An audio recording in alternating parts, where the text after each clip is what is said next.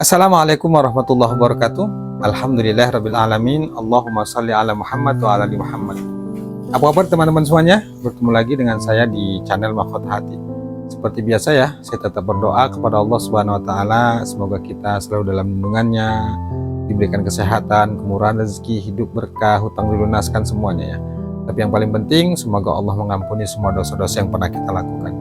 Karena yang terpenting itu dalam hidup ini itu adalah bagaimana caranya agar kita diampuni oleh Allah Subhanahu wa taala. Kalau Allah sudah ampuni, insya Allah semuanya akan beres. Insya Allah semuanya akan diselesaikan oleh Allah Subhanahu wa taala. Maka selalu saya ingatkan, selain minta apa yang kita inginkan, mintalah ampunan Allah. Ya, seperti biasa jangan lupa bersyukur ya teman-teman semuanya, apapun kondisinya, lagi sulit, lagi susah, lagi senang, lagi semuanya, lagi apapun tuh selalu bersyukur. Alhamdulillah ya Allah, hidupku berkah. Alhamdulillah ya Allah, hutangku lunas. Semuanya saya nggak bosan-bosan untuk mengingatkan itu. Karena ketika kita memang membiasakan diri kita untuk bersyukur, walaupun faktanya berbeda, berarti kita mengizinkan diri kita untuk siap jadi orang yang berlimpah. Jangan ngeluh kalau saat kita ditimpa kesulitan, hutang banyak atau apapun itu, tetap saja bersyukur. Karena kadang-kadang itu kita nggak menyadari ya, nggak menyadari itu begini. Nikmat Allah itu sudah banyak sekali dikasih sama kita. Kesehatan, bisa melihat, nafas, segala macam gitu. Itu kenikmatan luar biasa dan itu harus kita syukuri.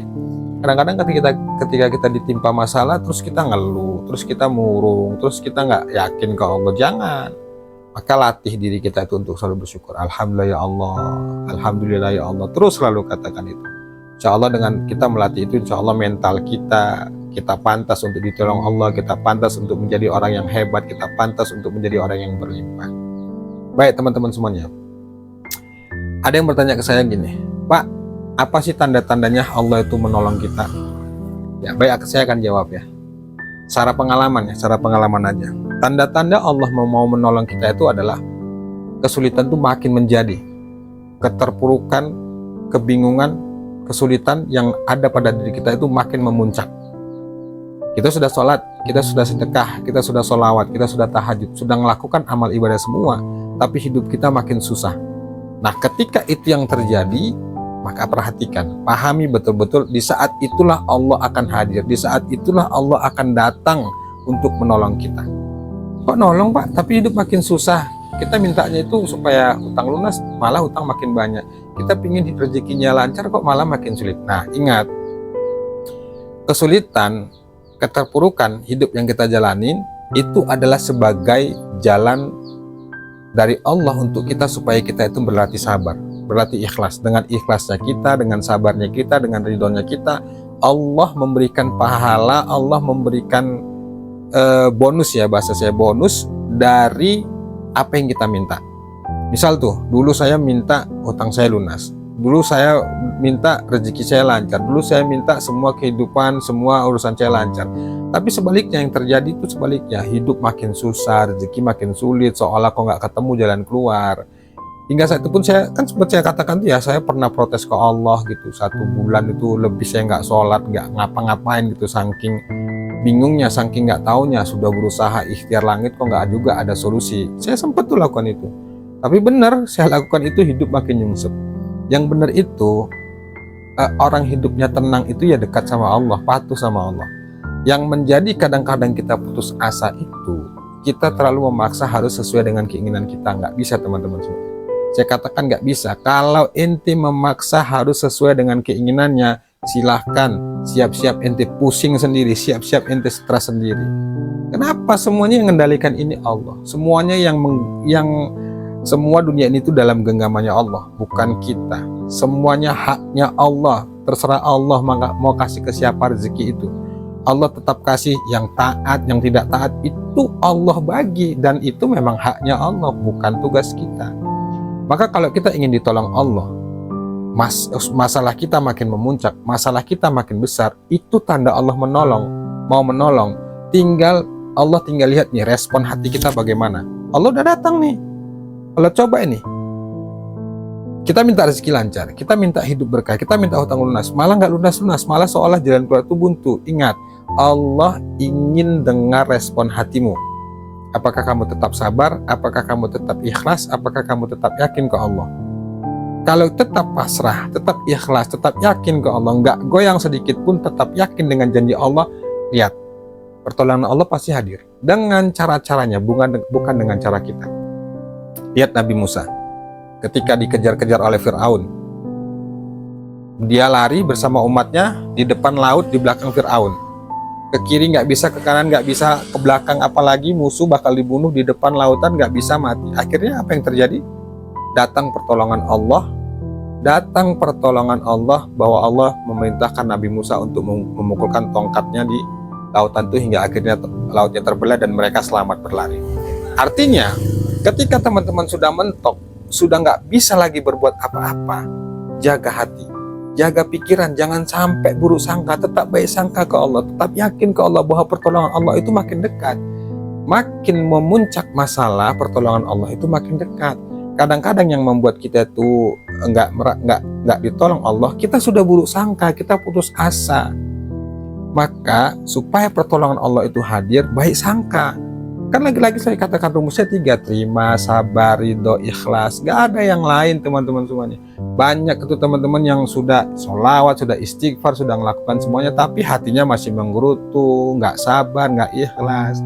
Kalau itu yang terjadi, sama aja ente itu maksa Allah, maksa harus sesuai dengan keinginan kita, nggak bisa. Hidup ini itu semuanya dalam genggaman Allah, dan sebenarnya simple. Hidup ini itu kalau kita mau pingin tenang, pingin hidup bahagia, pingin rezeki lancar, gampang. Nurut aja sama Allah, ikutin saja alurnya, ikutin aja jalannya. Toh semuanya itu sudah Allah yang ngatur.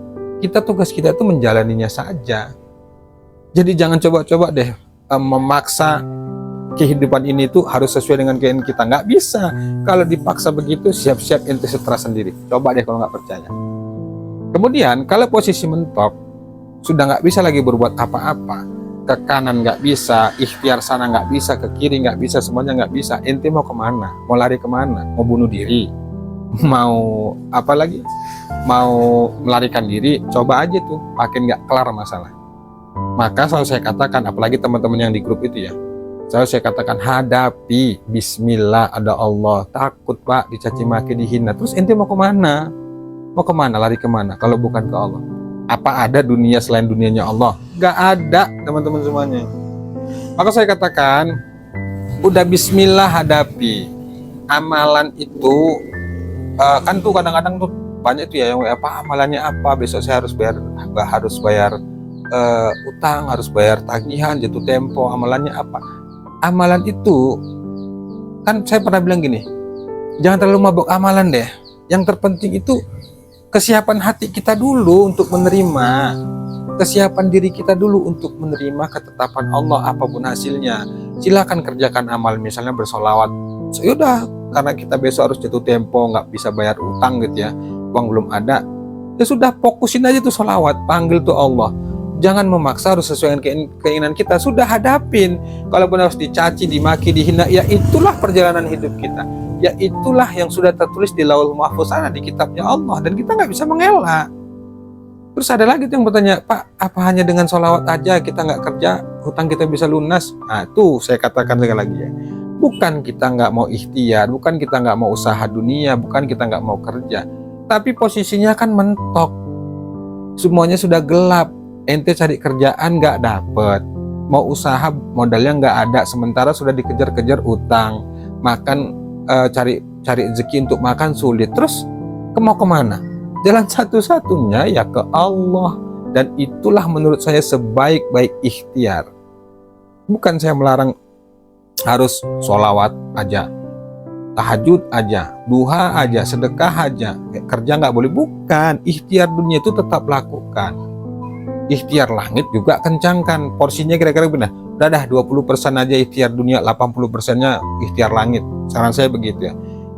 Saya tetap menyarankan, ya silakan kerja, tapi kalau posisinya mentok, ente mau kemana? Mau lari kemana? Makanya kalau posisi sudah mentok, kalau posisi sudah kebingungan, jalan terbaiknya adalah terima, sabar, ridho, ikhlas. Gak ada yang lain. Malu pak, nanti malu sama tetangga, nanti nama disebar, nanti segala macam ketakutan itu. Terus kita mau menghindar kemana? Kita nggak bisa memaksa harus sesuai keinginan kita. supaya nama kita tuh nggak tercemar, supaya kita nggak malu ke tetangga, nggak bisa.